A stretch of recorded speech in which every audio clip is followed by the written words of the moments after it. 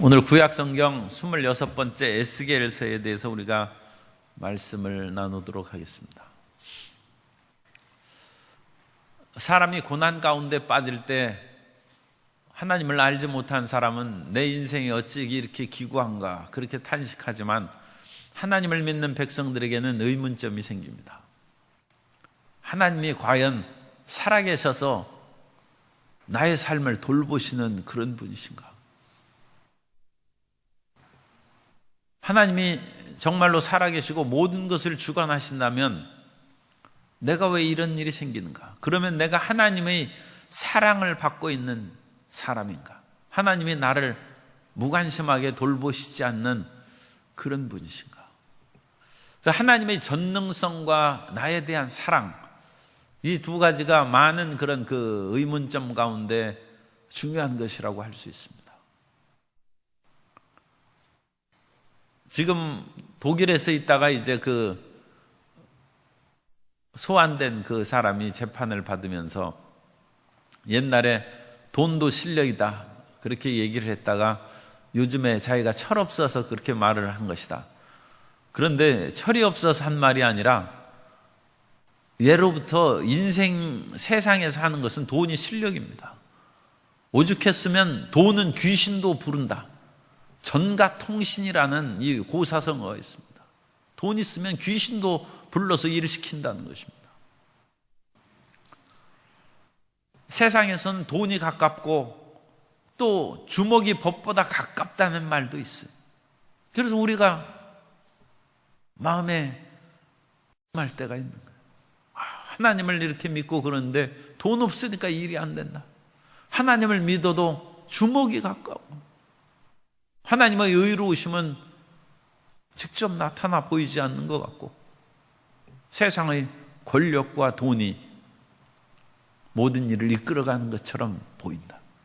특별히 에스겔 시대에 에스겔은 포로로 붙잡혀간 사람입니다.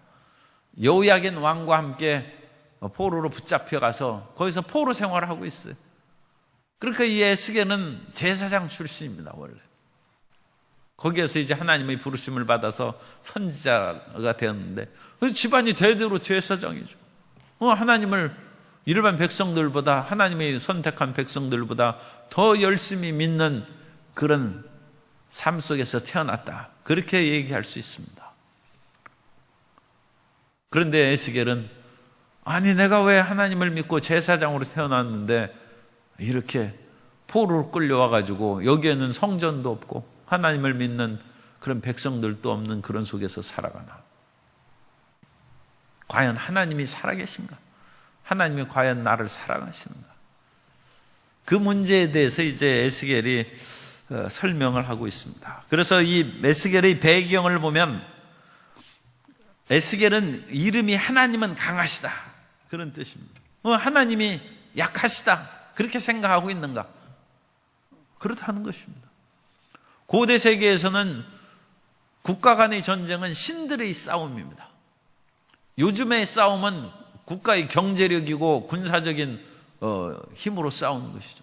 아무리 우리의 한민족이 백의 민족으로 의롭다 할지라도 일본이 근대 문명을 받아들여서 그야말로 더 막강한 그런 무기를 가지고 한반도를 침략하며 나라가 망했어요. 백의 민족의 의로움이 무력을 못 이긴 것처럼 한때 그렇게 20세기를 지낸 것입니다. 고대 세계에는 더 말할 것도 없습니다. 전쟁에서 지면 그 나라의 신이 진 것이고 전쟁에서 이긴 것은 그 나라의 신이 이긴 것입니다. 페르시아의 초대 왕인 고레스가 원통 석인이라고 하는 그 고레스 실린더라는 그런 그 유물을 남겼는데 거기에서 나는 위대하신 마루둑 신의 도움으로 세계를 정복할 수 있었다. 그러니까 모든 나라를 정복하면서 그 자기 믿는 신에게 영광을 돌리는 거죠. 그것이 기록되어 있습니다. 그러니까 바벨론에 의해서 유다 백성들이 끌려온 후에는 아니 과연 우리 하나님이 정말 최고인가? 어린아이 때에는 이제 또 그런 것을 만화 같은 데 나오죠. 그래서 어린애가 이제 그 친구하고 하다가 얻어맞았는데 아버지를 불렀어요. 그래서 아버지가 쫓아가가지고 뭐 하냐. 그러니까 그 애가 또 자기 아버지를 불렀어요. 그랬더니 보니까 자기 회사 부장님의, 그러니까 고개를 숙여. 미안합니다, 부장. 그러면 그 아이가 생각할 거 아닙니까? 우리 아버지는 약하다. 우리 아버지는 과장인데 나를 때린 친구 아버지는 부장님이어서 나는 억울하게 맞아도 부장 아버지가 힘이 세니까 이거 아버지가 어쩔 수 없어요. 그때 이제 아버지가 화나면 한 대 때리고 회사 사표 내는 것이죠. 이스라엘 백성들이, 유다 백성들이 그러한 고통에 빠졌을 때 에스겔은 하나님은 강하시다. 하나님 강하시다. 그럼 강하신 하나님이 왜 이 백성들을, 하나님도 모르는 백성들에게 포로로 끌려가게 하셨는가? 그것은 너희 죄 때문이다. 하나님이 강한 나라를 통해서 너희를 징계하시는 것이지 하나님의 힘이 없어서 나라를 멸망시킨 것이 아니다. 그래서 다른 선지자들처럼 에스겔서의 목적은 심판과 회복을 얘기합니다. 그래서 하나님이 너를 심판하셨는데, 그러나 하나님이 끝까지 너희를 버리시지 않고 반드시 회복하신다. 그래서 의문점을 해결해 주는 것입니다. 고통에 빠진 사람들을 그것은 너 죄 때문이라는 것을 깨닫게 하시고, 그것을 깨달으면 하나님께서는 회복시킨다는 것입니다. 내용 개요를 보면 에스겔의 소명과 임무에 대해서 1장부터 3장까지 그렇게 기록하고 있습니다. 그래서 이스라엘은 가보면 그 갈멜산에서 내려다보면, 갈멜산은 지중해 안에 있는 엘리야가 쌓은 그 산입니다. 한 500 몇십 미터밖에 안 됩니다. 그런데 거기에서도 그 산이 굉장히 높아요. 왜냐하면 해안가에 있기 때문에. 그래서 내려다보면 삼각형의 한 30km, 더 정확하면 32km 정도 되는 역삼각형의 거대한 평야 지역이 눈에 띄어요. 그런데 거대하지도 않아요. 끝에 보면 산이 보여요. 그러나 한 32km 정도 되면 상당히 넓은 지역이죠. 그것이 이스라엘 골짜기라고 번역된 이스라엘 평원입니다. 그거 하나 빼고는 이스라엘은 볼 것이 없어요. 네, 산과 골짜기 뿐입니다.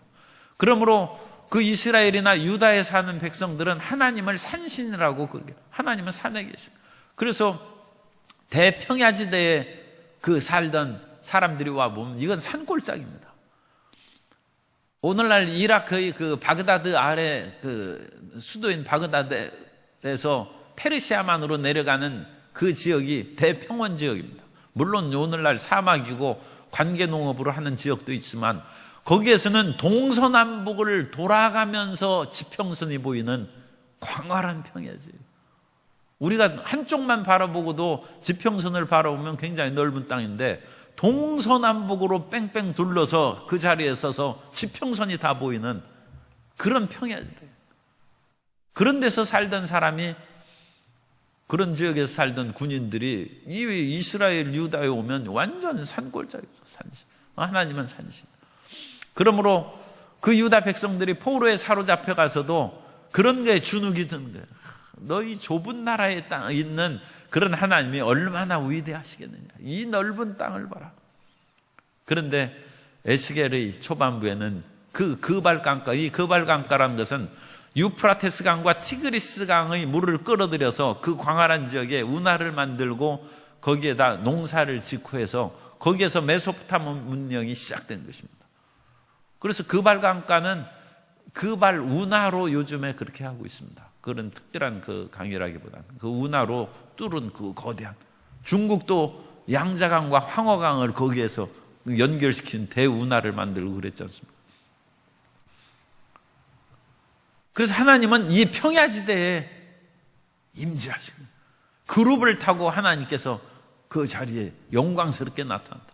그러므로 그 메소포타미아 사람들 또는 유다 백성들이 마음에 시험이 들어서 하나님은 그 유다 산골짜기에 계신 분만 아닌가, 그런 의문에 있을 때 그렇지 않다는 거예요.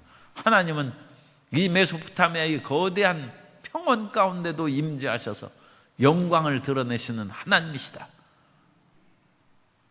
에스겔은 하나님이 강하시다는 그런 뜻입니다. 그래서 그 소명을 받는 거예요. 소명.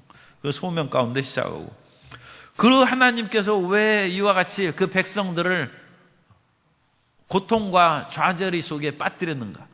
그 두 번째 4장부터 24장까지 예루살렘에 임하는 재앙입니다. 그 임하는 재앙의 가장 큰 원인은 우리가 제1계명, 제2계명 나 외에 다른 신을 내게 있게 말지니라.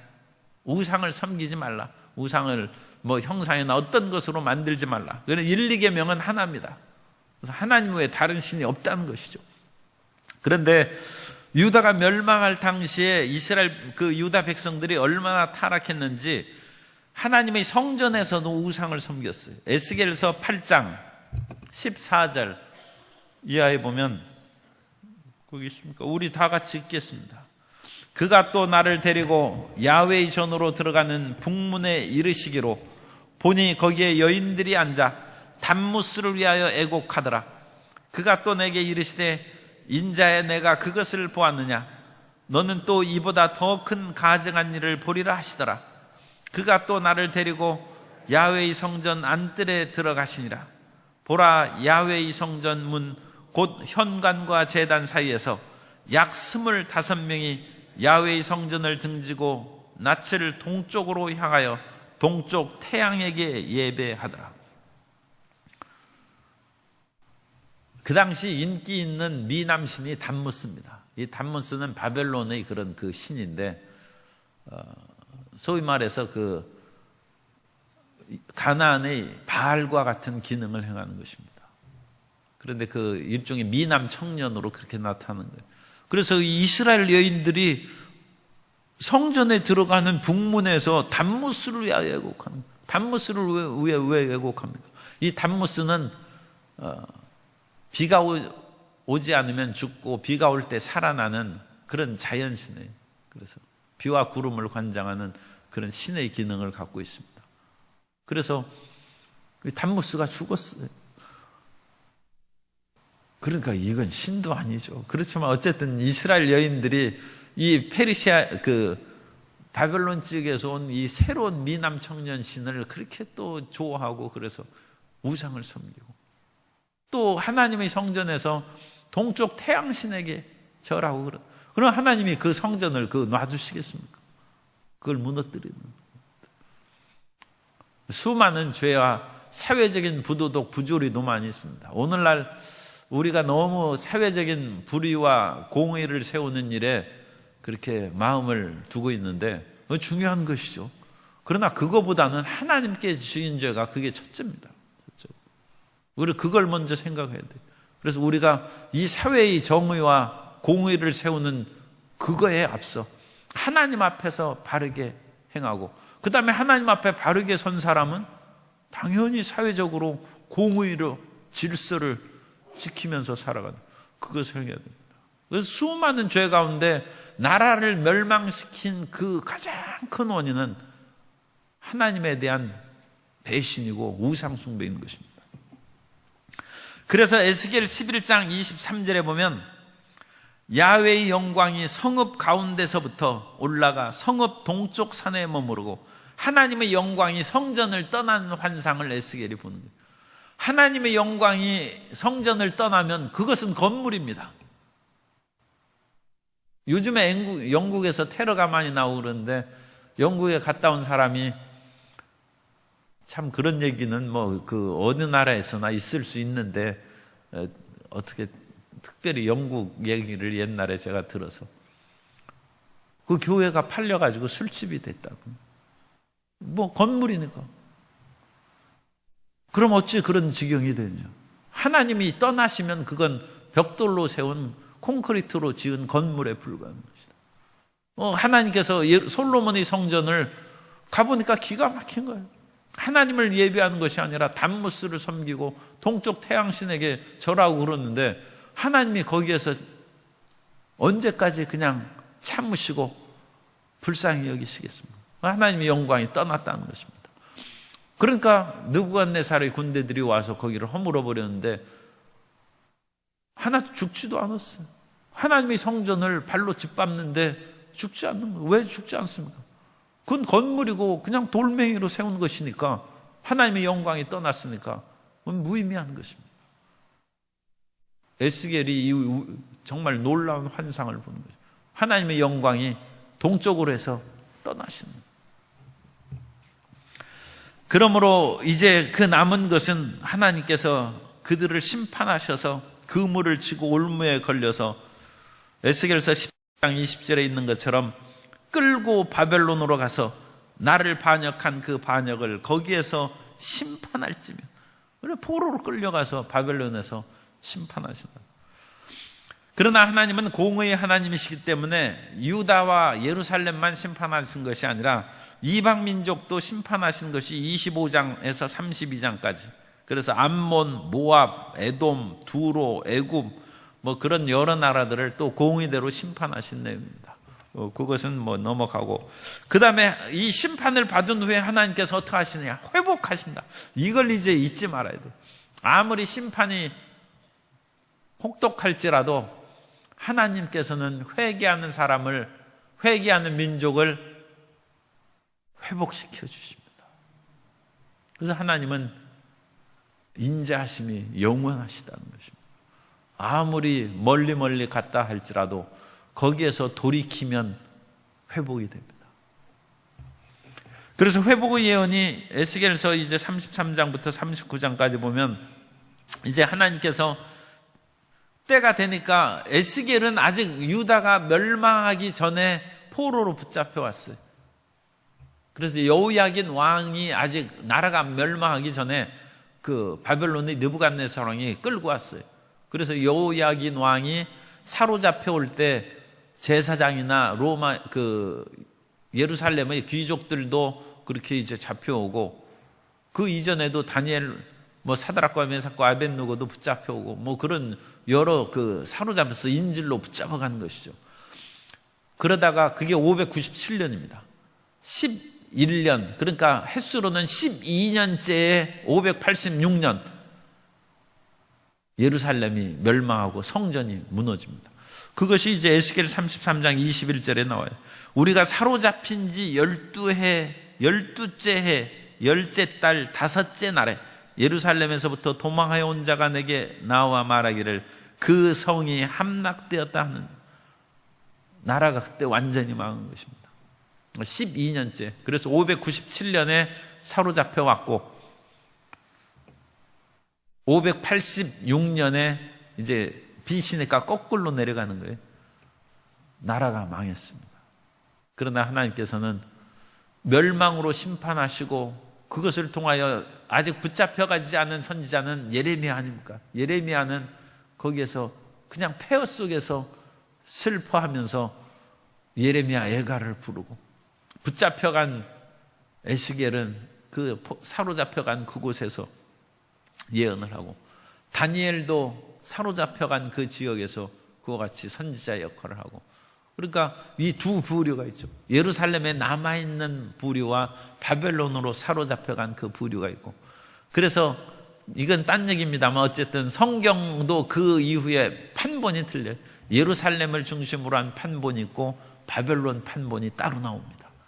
그것이 나중에 이제 종합되는 그런 일도 있는데, 왜냐하면 거기에서부터 성경의 그런 모든 것을 다시 문서화 작업을 하는 거예요.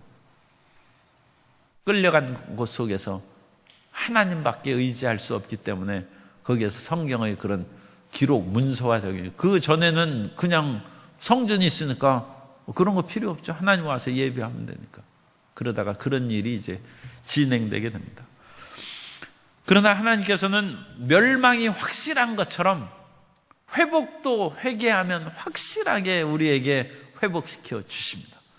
그러니까 조금 참 이런 얘기하기는 좀 화가 날 수도 있습니다만, 힘들고 어려움은 예, 하나님 앞에 내가 저 심판을 받거나 징계를 받았구나. 그럼 이제 회복이 남은 거예요. 그러니까 이 좋은 겁니다. 희망을 가져야죠. 내가 이렇게 어렵고 그러니까 우리가 이제 그런 일을 당하지 않도록 끊임없이 우리 자신을 돌보고 미리미리 회개하고 예방해야 되지만 이왕 얻어맞았으면 이제 소망을 가져야 돼. 그것 때문에 너무 낙심하고 좌절하지 말고 얻어맞았으면 하나님께서 징계하신 것처럼 반드시 회개하는 심령에 회복의 은혜를 내려주신다는 거예요. 어떤 상황에서도 회복하느냐. 해골의 골짜기에서도 마른 뼈들이 질비하는 거예요. 에스겔 37장 그건 회복의 장입니다. 왜 죽어가지고 이 뼈를 보고 인자 이 뼈들이 능히 살겠느냐. 이렇게 기가 막히게 이 살 길이 없는 것이죠. 그런데 그 뼈들을 살리시는 성령의 바람이 불어오매 그 뼈들이 그야말로 뼈가 맞춰지고 살이 생기고 피부가 생기고 그러더니 거대한 이스라엘의 군대가 되었다. 하나님은 죽은 자를 살리시고 없는 것을 있는 것 같이 부르시는 하나님이십니다. 회복하시고 성전도 회복한다는 거예요. 이 에스겔은 제사장 출신이라고 그랬죠. 성전에 대한 관심이 많아요. 그래서 40장부터 48장까지는 그런 성전에 대한 환상이 있습니다. 그래서 새 성전에 대한 환상이 그 43장 1절부터 우리 거기 유인물 있으니까 우리 43장 1절부터 15절까지 우리 다 같이 읽겠습니다. 그 후에 그가 나를 데리고 문에 이르니 곧 동쪽을 향한 문이라. 이스라엘 하나님의 영광이 동쪽에서부터 오는데 하나님의 음성이 많은 물소리 같고 땅은 그 영광으로 말미암아 빛나니 그 모양이 내가 본 환상 곧 전에 성읍을 멸하러 올 때 보던 환상 같고 그 발 강가에서 보던 환상과도 같기로 내가 곧 얼굴을 땅에 대고 엎드렸더니 야훼의 영광이 동문을 통하여 성전으로 들어가고 영이 나를 들어 데리고 안뜰에 들어가시기로 내가 보니 야훼의 영광이 성전에 가득하더라. 그 새 성전이 건축됐는데 동쪽으로 해서 하나님의 영광이 나갔죠. 그러니까 이 솔로몬 성전은 무너지고 없어졌어요.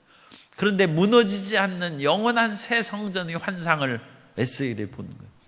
그리고 그것은 하나님의 영광이 다시 나갔던 동쪽에서부터 들어와서 동문을 향해서 들어오는 거예요. 그래서 성전은 원래 동쪽으로 문이 열려 있습니다. 그리고 동쪽에서 메시아가 그 동문으로 해서 그 하나님의 영광이 들어가는 거예요. 그렇기 때문에 거기에는 오늘날 예루살렘에 가면 무덤이 있어요. 왜 무덤이 있느냐? 메시아가 올 때 부활한다는 거예요. 그래가지고 내가 먼저 부활하기 위해 거기가 이제 무덤 금갑에 수많은 납골당이 거기 있어요. 그런데 그 메시아의 문은 이슬람 사람들이 거기 막아놨어요. 그래서 못 들어가게. 그런데 못 들어가게 막아놓는다고 못 가시겠습니까? 그러니까 문이 터지는 것이죠. 그쪽으로 들어가. 하나님의 영광이 들어가시는 것을 상정합니다. 그러므로 우리는 형식적이고 의식적인 신앙을 가지면 안 되고 과연 내 속에 주님의 임재하심이 하나님의 영광이 내 속에 충만한가? 그것이 가장 중요합니다. 하나님의 영광이 임하면 우리의 몸도 주의 영광으로 말미암아 살아날 것이고 주의 영광이 임한즉 모든 흑암의 세력, 사탄의 세력이 떠나갈 것이고 주의 그 또 이 환상을 보는 거예요. 47장에 보면 1절에 보면 그가 나를 데리고 성전문에 이르시니 하나님이 거기 계시는 성전문에 이르니까 성전의 앞면이 동쪽을 향하였는데 그 문지방 밑에서 물이 나와 동쪽으로 흐르다가 성전 오른쪽 제단 남쪽으로 흘러내리더라. 이 유명한 그런 그 성전에서 나온 물이 일천척 감에 그야말로 능히 이제 건너지 못할 헤엄쳐 가기 어려운 큰 강이 되었어. 그런데 그 강물이 흘러가는 곳마다 죽었던 땅이 살아나는 거예요. 만사형통이죠, 만사형통. 그리고 그 강물이 흘러가는 곳에 철을 따라서 나무들이 자라면서 열매를 맺는다. 모든 일에 성취가 있고 승리와 번영이 다가오게 된다. 중요한 건 하나님의 영광, 하나님이 우리 속에 임재하시고 하나님의 영광이 우리에게 가득하면 우리 뱃속에서 생수의 강이 흘러내려와서 그 생명수가 흐름에 생명수가 이게 그 치료약이에요, 치료약. 그죠? 우리 사람이 약 주사하면 그 약의 기운이 온몸을 돌아서 암도 죽이고 몸의 연약함을 고치지 않습니까? 생수의 강이 터져 나오면 온몸에 그야말로 생명의 힘이, 부활의 능력이 임해서 다 살아나는 것이고, 그 생명의 강물이 흘러넘쳐서 가정을 적시면 온 가족이 기쁨이 넘쳐나는 것이고, 그 생명수가 흘러넘치면 직장과 사업장이 달마다 꽃이 피고 열매를 맺히는 놀라운 역사가 일어나고, 죽었던 진펄이 그 살아난 것입니다.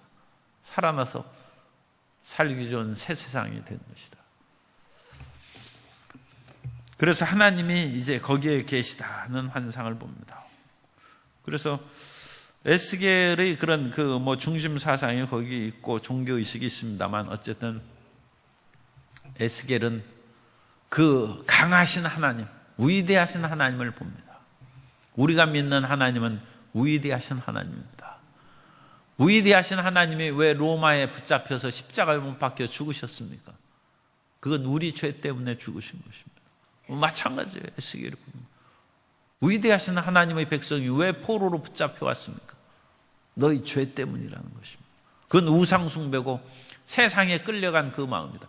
그것을 돌이키면 떠나셨던 하나님의 영광이 다시 돌아오실 것이고, 하나님의 영광이 우리의 영혼 속에, 우리의 가정과 삶 속에, 사업장 속에 임하면 하나님의 위대한 역사가, 만사 형통의 역사가, 생명의 강이 흐르는 역사가 흐르게 될 줄로 믿습니다.